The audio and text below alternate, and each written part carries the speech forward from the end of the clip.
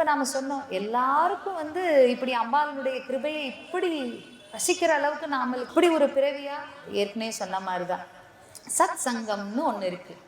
நீங்கள் ஒரு இடத்துக்கு போய்கிட்டே இருக்கீங்க, போக போக அங்கேருந்து 2 விஷயம் 4 விஷயம் 10 விஷயம் அதை பற்றி ஒரு அறிவு அப்படின்னு உண்டாகிக்கிட்டே இருக்கும். எங்கே போனாலும் சரி, ஸ்கூலுக்கு போனோம், அங்கே ஒரு பேசிக்காக ஒரு அறிவு கற்றுக்கிட்டோம். காலேஜுக்கு போனோம், அங்கே போனால் ஏதோ ஒரு அறிவு கற்றுக்கிட்டோம். ஒரு வித்தியை கற்றுக்க போகிறோம், அங்கே போய் ஏதோ ஒரு அறிவு கற்றுக்கிட்டோம். அதில் நாம் எவ்வளவு சிந்தனையை செலுத்திக்கிறோமோ அதில் பாண்டித்யம் வித்வத்துவம் நம்மளுக்கு கிடைக்கும்.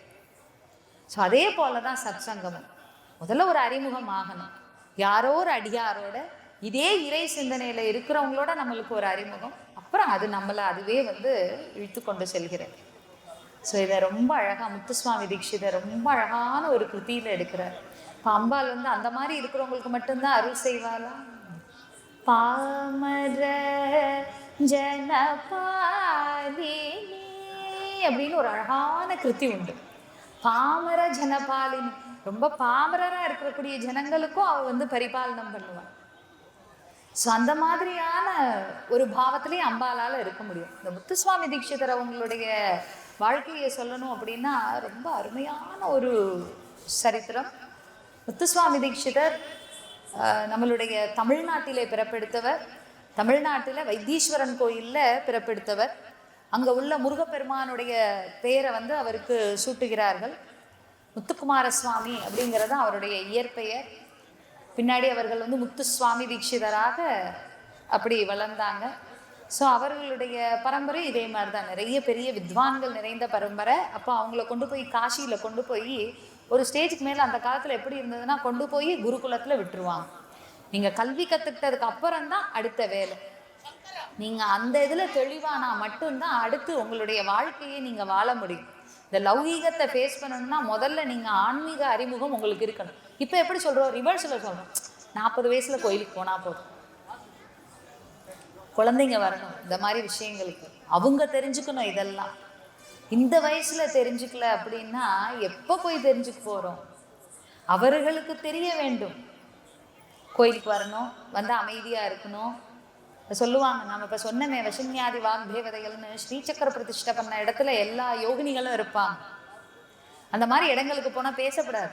எவ்வளோ தூரத்துக்கு அமைதியாக இருப்பீங்களோ இருந்துடணும். அவங்களோட தப்பஸை டிஸ்டர்ப் பண்ணக்கூடாது. நீங்கள் சோத்திரம் கூட வந்து சத்தமாக சொல்லக்கூடாதும்பா.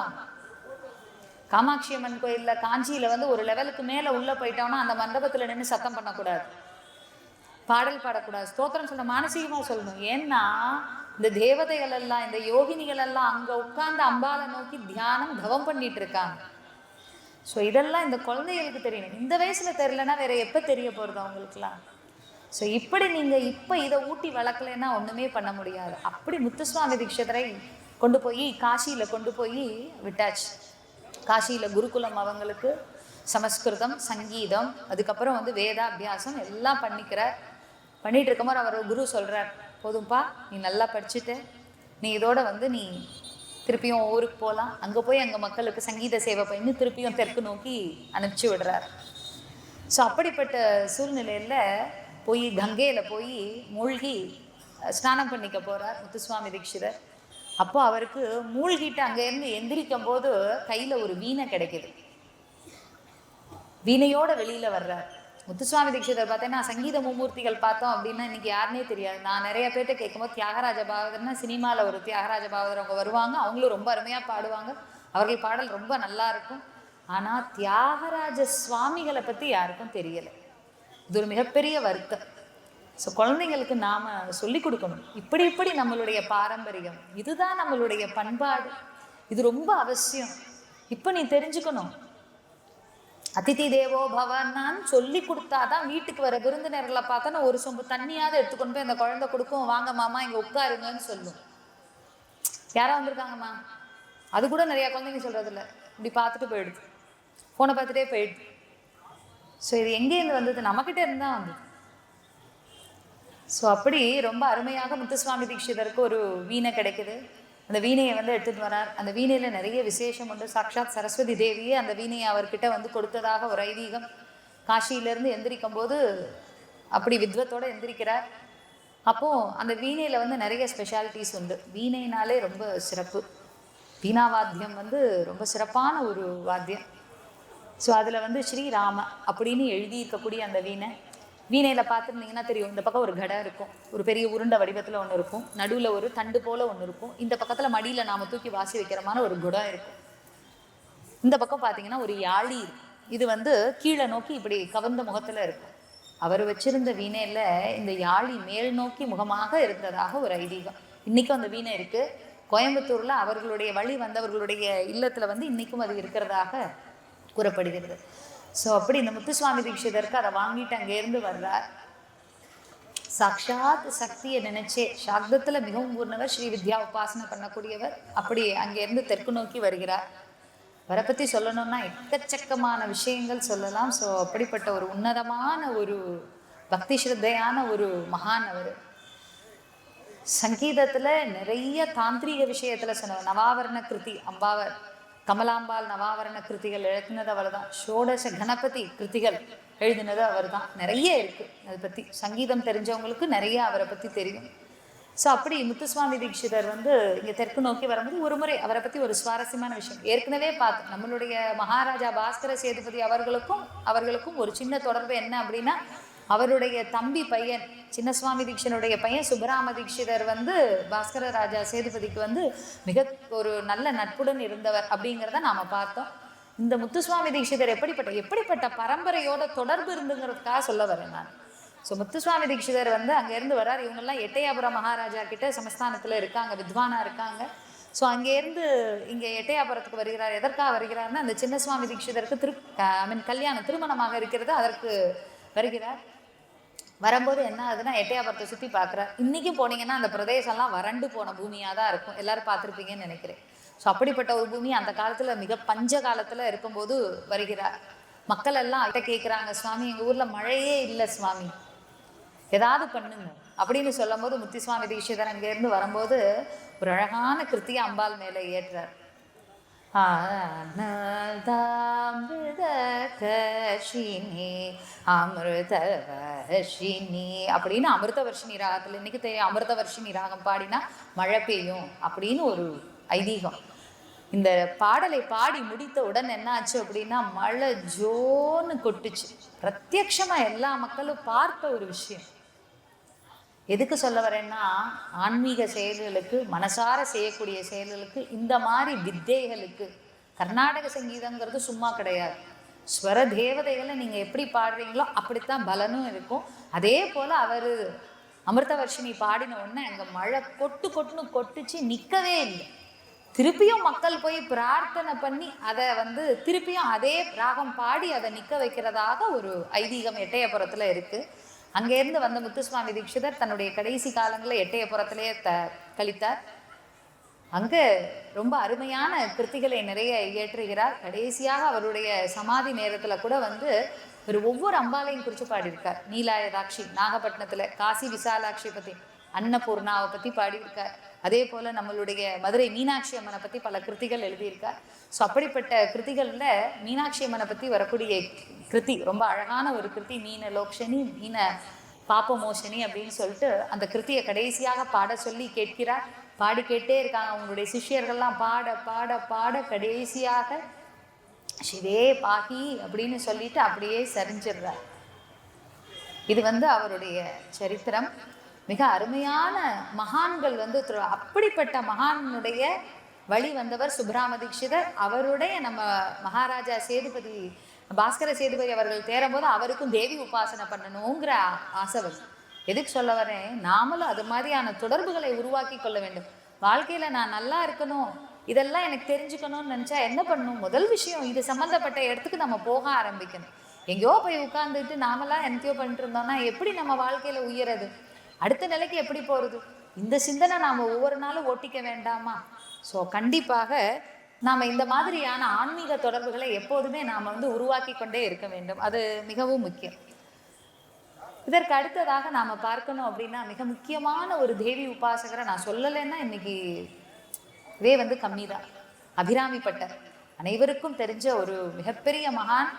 நம்மளுடைய திருக்கடையூரிலே வாழ்ந்த ஒரு மகான். அபிராமி மேலே ஒரு பாடாத இது கிடையாது. இப்போ பௌர்ணமி நிலா வருதான்னு பார்ப்போம் அப்படின்னு சொல்லுவார். இப்படி நடந்ததா அப்படின்னு கேட்டா நிறைய நேரங்கள்ல சினிமா நம்மளை இப்படித்தான் ஆக்கிடுறது. அங்க இருந்து அந்த சரபோஜி மன்னர் அவ்வளவு கொடூரமான மன்னரும் கிடையாது, சக்தியை சோதனை பண்ணக்கூடியவரும் கிடையாது. நாம இன்னைக்கு சினிமா வந்து ரொம்ப ரொம்ப இதா இருக்கணும், நம்மளுக்கு ரசிக்கணுங்கிறதுக்காக என்ன பண்ணிட்டோம், நிறைய விஷயங்களை அப்படி இப்படி மசாலா சேர்த்து வேற மாதிரி மாத்திட்டோம். ஸோ உண்மையிலேயே நடந்தது என்ன, சரித்திரங்கள் என்ன சொல்லுது அப்படின்னா, கீவாஜா ஜெகநாதன் ஒருத்தர் இருக்கார் இல்லையா, அவர் அந்த காலத்துல இதை பத்தி எழுதியிருக்கார். புராணங்கள்ல என்ன சொல்லுது, சரித்திரத்துல என்ன சொல்லுதுங்கிறத எழுதியிருக்கார். சரபோஜி மன்னர் அழகாக திருக்கடையூர் கோயிலுக்கு சுவாமி தரிசனத்துக்காக வருகிறார். வரும்போது நம்மளுடைய அபிராமி பட்டர் எப்போதும் போல நின்று அம்பாள் முன்னாடி அப்படியே மகிழ்ந்து போய் தன்னை மறந்த சூழ்நிலையில கிட்டத்தட்ட சமாதி நிலையில அப்படியே நிற்கிறார். அவருக்கு எதுவுமே தெரியலை, சதா அம்பாலை பார்த்துட்டே இருக்க. அம்பாளுக்கு அழகா சொல்லுவாங்க, உத்தியத்பானு சகசிராபான்னு ஒரு இது உண்டு. உத்தியத்பானுன்னா என்னது, அவருடைய அழகான அபிராமி பட்டர் முதல்ல சொன்னது, உதிக்கின்ற செங்கதிர் உச்சித்திலகம் உணர்வுடையோர் மதிக்கின்ற மாணிக்கம். உதிக்கின்ற செங்கதிர், உத்தியத் பானு, பானுன்னா சூரியன், உத்தியத் பானு அப்படி உதிக்கின்ற சூரியன். அது போல 100 சூரியன்கள் சேர்ந்தா எப்படி பிரகாசமா இருப்பாங்களோ அப்படி இருப்பாங்க அம்பாள்னு அவரு மனக்கண்ணுல அம்பாலை ஓட்டிட்டு அப்படியே பார்த்துட்டு இருக்கார்.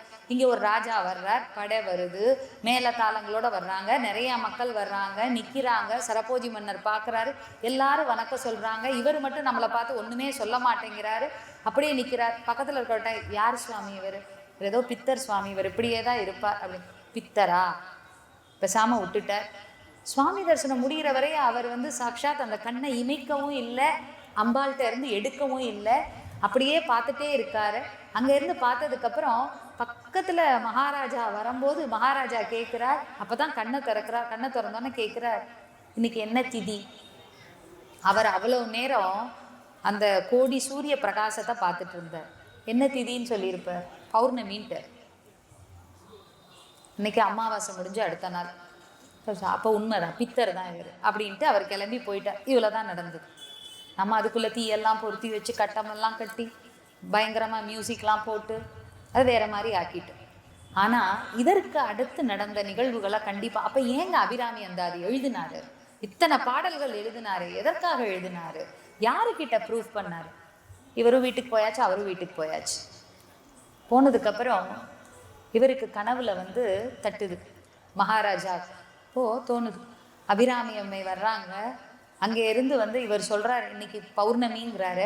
அம்பாள் காதுல இருக்கக்கூடிய அப்படி தோடு எடுத்து வானத்துல விட்டறைகிறாங்க, அப்படி சந்திரன் வந்து ஜொலிக்குது அப்படிங்கிறத கனவுல பார்க்குறார். வாரி சுருட்டி எந்திரிச்சு உட்கார்ந்துட்டு, அம்மாடி நம்ம எவ்வளோ பெரிய தவறை செஞ்சுட்டு வந்துட்டோம், பித்தரை வரன்னு சொல்லிட்டு வந்தோமே, இன்னைக்கு இப்படி நம்மளுக்கு ஒரு கனவு வருகிறது அப்படின்னு சொல்லி மன்னர் வந்து சொல்றார், அப்படி நினைச்சுக்கிறார். அதே சமயத்துல இங்க கட் பண்ணோம் அப்படின்னா, அங்க நம்மளுடைய அபிராமி பட்டருடைய இல்லத்துல அவருக்கு நினைச்சு நினைச்சு வருத்தமா இருக்கு. ஐயோ, மகாராஜா வந்ததை நாம நினைக்கலையே, அவரை வந்து நாம பார்க்கலையே, அதுவும் இல்லாம இன்னைக்கு பௌர்ணமின்னு வேற உளர்னமே, அடடா அவர் என்ன நினைச்சிருப்பாரு, அம்மா இப்படி என்னைய வந்து உளர வச்சிட்டியே அப்படின்னு சொல்லிட்டு மன வருத்தப்பட்டுட்டு, யார் எப்படி தன்மையில இருக்காங்களோ அப்படித்தான் செயல்கள் செய்வோம். நான் சாட்சாத் அம்பாலையே நினைச்சிட்டு இருக்கோம் அப்படின்னா அடுத்து அவருக்கு என்ன தோணுது, அம்பாலை பத்தி பாடல்கள் வர ஆரம்பிக்குது. வரதை ஃபுல்லா எழுதுறார், அப்படியே அந்தாதியா எழுதிட்டே வர்றார். உதிக்கின்ற செங்கதிர்ல ஆரம்பிச்சு அப்படியே வரிசையா எழுதிட்டே வர்றார். எழுதிட்டே வரும்போது வந்து இவர் எந்த பாடல்ல 72வது பாடல் கரெக்டா வரும்போது வந்து என்ன ஆயிடுது அப்படின்னா, அவர் வந்து கரெக்டா வந்து அந்த இன்னமே வந்து எனக்கு இங்க வாழ்வே வேணாம், நான் இந்த அளவுக்கு வந்து தன்னை மறந்து போறேன் அப்படின்னா வந்து அபிராமி சமயம் நன்றே, எனக்கு இங்க இருக்கிற யாரோடையும் கூட்டு வேண்டாம், எனக்கு நன்றே வரினும் தீதே விளைகணும், எனக்கு இங்க எதுவுமே வேண்டாம், உன்னைய மட்டும் எனக்கு கொடுத்தா போதும்னு சொல்லி சரணாகதி பண்றாரு. அப்ப அவர் பண்ணிட்டு இருக்கும்போது வந்து ஒரு சத்தம் கேட்குது, என்ன வெளியில அரவம் கேட்குதுன்னு பார்த்தா மகாராஜா அந்த நேரத்துல வீட்டுக்கு வந்துட்டார். என்னை பத்தி தப்பா நினைச்சிட்டேன்ப்பா அப்படின்னு. இவருக்கு கையும் ஓடலை காலும் ஓடலை. அப்படி புரிதல் இருந்திருக்கிறது மகான்களுக்கும் அரசர்களுக்கும். அப்படிப்பட்டவங்க சினிமாவில் காமிக்கிறது இல்லை. நீங்க வேணா வரலாறு படிச்சு பாருங்க. எப்போதுமே நம்மளுடைய சிவனை எப்படி காமிப்பாங்க, எல்லா இதுலேயும் பார்த்துருப்போம். யாரோ ஒருத்தர் ஜடாமுடி எல்லாம் வச்சிருப்பாங்க. சிவன் எப்போதும் கோபமாவே இருப்பார். சிவன் எப்படிப்பட்டவர், சச்சித் ஆனந்தம். சாந்த ரூபம் அவருக்கு. அப்படி இருக்கக்கூடியவர். ஒரு படத்துலயாவது நம்ம பார்த்துருக்கோமா? எப்போதுமே சிவன் கோபமா பார்ப்பார். அப்படித்தான் நம்மளுக்கு சித்தரிச்சுட்டாங்க. எல்லாருமே இதை இப்படியே சொல்ல சொல்ல அது வழக்கமா போயிடுது. அப்படி கிடையாது. நாமளும் இதை தெரிஞ்சுக்கணும். எது உண்மைன்னு தெரிஞ்சுக்கணும். உண்மை தெரிஞ்சவங்க யாரும் அப்படி சொல்ல மாட்டோம். என்னைக்கா தியானத்துல உட்கார்ந்து இருக்கிறவர் எப்படிங்க அப்படி கோபமாவே எப்போதும் இருப்பார்? தியானத்தை விட்டு எந்திரிச்சா சொல்லுவோம் பொதுவாகவே, இப்போ தியானம் பண்ணுறவங்களுக்கு கொஞ்ச நேரம் மெடிடேஷன் பழகுறேங்க, அதனால தாங்க நான் அமைதியாக இருக்கேன் அப்படின்னு சொல்லக்கூடிய சூழ்நிலையில் அதற்கெல்லாம் வித்தி விட்டவர் இல்லையா சங்கரர்? அவர் எப்படி கோபமா இருப்பார்? நம்ம கேட்கறது இல்லை, படத்தை பார்த்து சந்தோஷமா எந்திரிச்சு வந்துடுறோம். அதே போல தான் அபிராமி அந்தாதியும் ஆயிடுச்சு. ஸோ அபிராமி பற்ற அப்படி யாரும் துன்புறுத்தவும் இல்லை, அப்படி எதுவும் நடந்ததா புராணங்கள்ல இல்லை, சரித்திரத்துல இல்லை. ஏன்னா இதெல்லாம் இப்ப சமீப காலத்துல நடந்தது, சரபோஜி மன்னனுடைய ஆட்சியில் நடந்தது. புத்தகங்கள் தேடி படிங்க, அப்பதான் உண்மை என்னன்னு நம்மளுக்கு தெரியும். ஸோ சினிமாக்காரர்கள் அவர்களுடைய நல்ல விலைக்காக நிறைய விஷயங்களை இப்படி கொஞ்சம் கொஞ்சம் அங்கங்கே மாற்றிடுறாங்க. ஸோ அந்த மாதிரி விஷயங்களை விட நாமளும் உண்மையை தேடி தெரிந்து கொள்ள வேண்டியது நம்மளுடைய கடமையாகிடும். ஸோ அப்படிப்பட்ட அபிராமி பட்டர் மிக சிறப்பாக அம்பாளை பற்றி நிறைய ஆராதனை பண்ணியிருக்கார். ஸோ அம்பாள் என்ன வேண்டும், அம்பாளுக்கு நம்மள்கிட்ட இருந்து என்ன வேணும் அப்படின்னு பார்த்தீங்கன்னா, இத்தனை அடியார்களை பற்றி பார்த்தோம். இப்போ நம்ம அழகாக சொல்லலாம், ஒரு தமிழ் பழமொழி உண்டு, மறக்கவே கூடாது, தாயை போல பிள்ளை நூலை போல சேலை. இன்னைக்கு அம்மா கிட்ட பேசுகிறோமா, பிள்ளைகளை பற்றி பேசலைன்னா அதுதான் அம்மா. பிள்ளைகள் எப்படியோ அதை பார்த்தே அம்மாவனுடைய குணத்தை தெரிஞ்சுக்கலாம். அம்மாவுக்கு ஒரு பேர் உண்டு, அவ்வியாஜ கருணாமூர்த்திம் அப்படின்னு பேர் உண்டு. வியாஜ அப்படின்னா காரணம், அவ்வியாஜ அப்படின்னா காரணமே இல்லை, காரணமே தேவையில்லை, ஆனால் கருணையோடையே இருக்கக்கூடியவ அம்பாள். அதனால தான் நம்மளையெல்லாம் பார்க்கும்போது அப்படியே அவளுக்கு கருணை பொங்கி விழுது. ஐயோ என் குழந்தைங்கள்லாம் இப்படி கஷ்டப்படுறாங்களே, இப்படி இருக்காங்களே அப்படின்னு சொல்லிட்டு அவ்வளோ கருணை பொங்கி பொங்கி வழிகிறதா. அதனால தான் இந்த மாதிரி அடியார்கள் மூலமாக இதை பண்ணும் அதை பண்ணும் அப்படின்னு நம்மளுக்கு உணர்த்திக்கிட்டே இருக்கா. நம்ம அதையும் காதில் வாங்கிக்கிறது இல்லை, எதையோ பண்ணிட்டு இருக்கோம். ஸோ உண்மையிலே நியாயமாக அம்பாள் எப்படி நினச்சிருக்கோன்னா, இந்த பிள்ளைங்களெல்லாம் வச்சு நான் என்ன செய்ய போறேன்னு தான் நினச்சிருக்கணும். இப்படிலாம் பண்ணுதுங்களேன்னு அம்பாள் அப்படி நினைக்கல. இதுக உயிரதுக்கு என்ன பண்ணணும், இவர்களுக்கு ஒரு வழி வேண்டாமான்னு நினைக்கக்கூடிய தாயுள்ளம் அம்பாள். ஸோ அடியார்களை பற்றி பேசலை அப்படின்னா இன்னைக்கு நம்ம தாயை பற்றி பேசுறதுங்கிறது இல்லை. ஒன்றுதான் முதலே பார்த்தோம், அம்பாளுடைய 2 கைகளில் அங்குசமும் பாசாங்குசமும் இருக்கு. மற்ற 2 கைகளில் கரும்பு ஒரு 5 பானம் வச்சிருக்காங்க, உட்காந்துருக்காங்க, அமைதியா இருக்காங்க. இதுதான் சாட்சாத் லலிதா திரிபுர சுந்தரி. மற்ற சுவாமிகளை போல தெய்வங்களை போல அபயஹஸ்தம் வரதஹஸ்தம் எதுவுமே கிடையாது. நான் உனக்கு இது தரேன் அது தரேன் அதெல்லாம் கிடையாது. ஸோ அம்பாள் நம்மள்ட்ட இருந்து அப்போ என்ன எதிர்பார்க்குறாங்க? இந்த கரும்பு அப்படிங்கிறது நம்மளுடைய மனசை குறிக்கக்கூடியது. எதற்கு ஒவ்வொரு விக்கிரகங்கள்லையும் ஒரு விதமான, எதுக்கு இந்த கரும்பு வச்சிருக்காங்க தெரியாது. இந்த கரும்புங்கிறது நம்மளுடைய மனசை ஒத்தது. 5 கணைகள் வச்சிருக்காங்க அம்பாள். அது என்னத்தை காமிக்குது? நம்மளுடைய பஞ்ச இந்திரியங்களை காமிக்கக்கூடியது. இந்திரியங்கிறது நம்மளுடைய கண், மூக்கு, வாய், செவி, நம்முடைய தோல். இந்த பஞ்ச இந்திரியங்கள் மூலமாக தான் நாம் செய்யக்கூடிய நற்செயல்களும் இருக்குது, தேவையில்லாத செயல்களும் இருக்குது. ஸோ இது அதற்கடுத்து பாசம். நம்மளுக்கே தெரியும், நிறைய விருப்புகள் நம்மளுக்கு, இது வேணும் அது வேணும், அப்படி செய்யணும் இப்படி செய்யணும், இருக்கிறது பறக்கிறது எல்லாத்தையும் பிடிக்கணும், எதோ ஒன்று. அதற்கடுத்து அங்குசம். அங்குசம் எங்கே யூஸ் பண்ணுவோம்? யானைக்கு யூஸ் பண்ணுவோம். யானை மதம் பிடிச்சி இருக்கும்போது அங்குசத்தை போட்டு ஒரு இருக்கு காதில் அப்படின்னு நாமளை கண்ட்ரோல் பண்ணக்கூடியது அங்குசம். ஸோ இதெல்லாம் தான் அம்பா கையில் இருக்கு. அப்படின்னா என்ன அர்த்தம்? இதெல்லாம் நான் கண்ட்ரோல் பண்ணிக்குவேன். அப்போ நான் என்ன பண்ணணும்? கீழே ஒன்று இருக்கே, அந்த சரணார விந்தம், அவளுடைய பாதங்களை சரணாகதி பண்ணக்கூடியது. எல்லாம் அவள் செயல் அப்படின்னு விட்டுறணும். அப்படின்னு என்னைக்கு விடுறோமோ அன்னைக்கு தான் நம்மளுக்கு ஓகே, நம்ம பிரம்மத்தை நோக்கி ஒரு அடி எடுத்து வைக்கிறோம் அப்படிங்கிறத நாம் தெரிஞ்சுக்கலாம். இந்த மனப்பக்குவம் என்னைக்கு வருகிறதோ அதுதான் வாழ்க்கையினுடைய ஆரம்பம், வாழ்க்கையினுடைய வெற்றி. ராமகிருஷ்ண பரமஹம்சருக்கு என்னைக்கு வாழ்க்கை ஆரம்பிச்சிச்சு? ராமகிருஷ்ண பரமஹம்சர் எல்லாருக்கும் தெரியும், விவேகானந்த சுவாமிஜியினுடைய குருவாக இருந்தவர். தட்சிணேஸ்வரம் காளியின் இடத்துல தீவிர பக்தியோடு இருந்தவர். அப்படி இருந்த ராமகிருஷ்ண பரமஹம்சருக்கு எப்போ கிடைச்சிது? எப்போ இருந்து இப்படி ஒரு உன்னத நிலை? அம்மாட்ட போய் வேண்டிகிட்டே இருந்தார் காளிகிட்ட, அம்மா நான் உன்னைய பார்க்கணும், அம்மா நான் உன்னைய பார்க்கணும், அம்மா அம்மா அம்மா அம்மான்னு உலகமே சொல்லிச்சு. ஒரு பைத்தியக்காரன் ரோட்டில் கிடந்து வருவான், அவர்கிட்ட போகாதீங்க அப்படிங்கிறத அளவுக்கு அவரை பார்த்து சொல்லிச்சு. ஒரு நாள் போனார், என்னால் முடியலை, இதெல்லாம் எதுவுமே என் காதில் விழலை. போனார், அம்பாள் கீழே இருந்த அந்த பெரிய கத்தி எடுத்து அந்த பலிபீடத்துல தன்னையே வச்சு வெட்டிக்க போயிட்டார். அப்ப வந்தா காளி, எதுவுமே வேணாம் நீதான் வேணும்னு என்னைக்கு போய் நிக்கிறோமோ அப்பதான் நம்மளுடைய வாழ்க்கையினுடைய அடுத்த பக்கமே வந்து ஆரம்பிக்கிறது.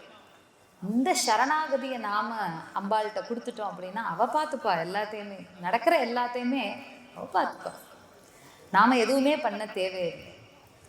ஸோ நம்ம பகுதியில் வாழ்ந்த தாயுமானவ சுவாமி அருமையான ஒரு பதிகம், மலைவளர் காதலி பதிகம்னு பர்வதவர்தினி மேலே பாடியிருக்காங்க.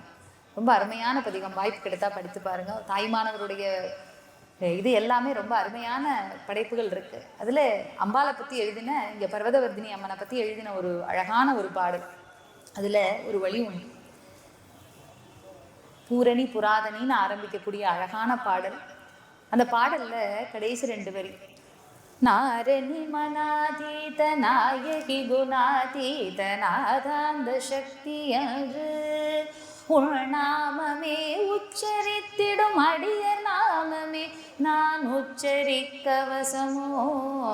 அவர் கேட்குறாரு, இவ்வளவு உன்னுடைய நாமாக்கள் எல்லாம் இருக்கே, அதெல்லாம் உச்சரிக்க முடியுமா தெரியல, அதை உச்சரிக்கக்கூடிய அடியார்களுடைய நாமாக்களையாவது நான் உச்சரிக்க முடியுமா? யாரு கேட்குறா? தாயுமானவ சுவாமி கேட்குறார். அவ்வளவு பணி எப்போ வரும்? இந்த சரணாகதி பண்ணினாத்தான் வரும். எல்லாம் ஒன்றுன்னு தெரியும் போது தான் அந்த பக்குவ நிலைக்கே நாம் வருகிறோம். அப்படிப்பட்ட இன்னைக்கு நிறைய அடியார்களை பற்றி நாம் தெரிஞ்சுக்கிட்டோம். அம்பாளினுடைய மகிமையை விளக்கி கூறுவதில் தலையாய் அது வந்து அவர்களுடைய அடியார்களை பற்றி நாம் தெரிந்து கொள்ளக்கூடிய விஷயங்கள் தான். ஸோ அந்த வகையில் இன்னைக்கு இங்கே இருந்து இந்த கும்பாபிஷேக விழாவில் இன்னைக்கு முதல் நாள் யாகசாலை, இன்னைக்கு நாம் எல்லாரும் இங்கே இருந்து அம்பாளினுடைய மகிமையை பற்றி தெரிஞ்சுக்கிட்டோம்.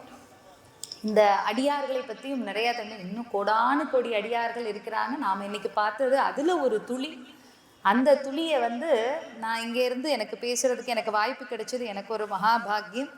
ஸோ அம்பாளை பற்றி எல்லாரும் நிறைய பெரிய விஷயங்கள் பேசியிருக்காங்க. நாம் அவங்கக்கிட்ட பண்ணக்கூடியது பேசாமல் அமைதியாக இருக்கிறது ஒன்று தான். எல்லா செயலுமே அம்மாட்ட விட்டுட்டு பேசாமல் இருக்கக்கூடியது. சுப்பிரமணிய பாரதியார் ரொம்ப அழகாக ஒரு வரி சொல்கிறார், நம்பினார் கெடுவதில்லை 4 முறை தீப்பு அம்பிகையை சரண் புகுந்தால் அதிக வரம் பெறலாம். நீ யார்கிட்ட நிறைய வரம் வேணும்னு நினைக்கிறியோ அம்பிகையை சரண் புகுந்தால் அதிக வரம் பெறலாம்னு சொல்லி மகாகவி பாரதியார் ரொம்ப அழகான ஒரு வரியை சொல்கிறார். ஸோ இன்னைக்கு நம்மளுக்கும் அந்த ஒரு பாக்கியம் கிடைச்சிருக்கு. ஸோ இன்னைக்கு நாள் நல்ல நாளாக அமையட்டு. இன்னைக்கு ஒரு மிகப்பெரிய திருநாள். இந்த நம்ம ராஜராஜேஸ்வரி அம்மனுடைய திருக்கோயிலில் இந்த கும்பாபிஷேக விழாவிலே நாம் அனைவரும் வந்து அவள்கிட்ட சரணாகதி பண்ணி நம்மளுடைய வாழ்க்கையினுடைய அடுத்த பகுதியை நாம் சிறப்பாக ஆரம்பிக்கலாம், பிரார்த்தனை செய்யலாம். இந்த விழாவினை ஏற்பாடு செய்து கொடுத்து எனக்கு இங்கே ஒரு உரையாற்றுவதற்கு எனக்கு வாய்ப்பு கொடுத்த மகாராணியார் அவர்களுக்கும் திவானண்ணா அவர்களுக்கும் மற்ற கோயிலில் உள்ள நிர்வாக உறுப்பினர்கள் அவர்களுக்கும் என்னுடைய சிரம் தாழ்ந்த வணக்கத்தையும் நன்றிகளையும் தெரிவித்துக் கொண்டு இங்கிருந்து விடைபெறுகிறேன். நன்றி, வணக்கம். வந்தே மாதரம் அம்பிகா, வந்தே மாதரம் அம்பிகாம் பகவதீம் வாணீரமா சேவிதாம் கல்யாணீம் கமனீய கல்பலதிகாம் கைலாசநாத பிரியாம் வேதாந்த பிரதிபாத்யமான விபவாம் வர்த்தன் மனோரஞ்சனீ ஸ்ரீ சக்ராஞ்சித பிந்து மத்திய நிலையாம் ஸ்ரீராஜராஜேஸ்வரி ஸ்ரீ சக்ராஞ்சித பிந்து மத்திய நிலையாம் ஸ்ரீராஜராஜேஸ்வரி. ஸ்ரீமாத்ரே நமஹ.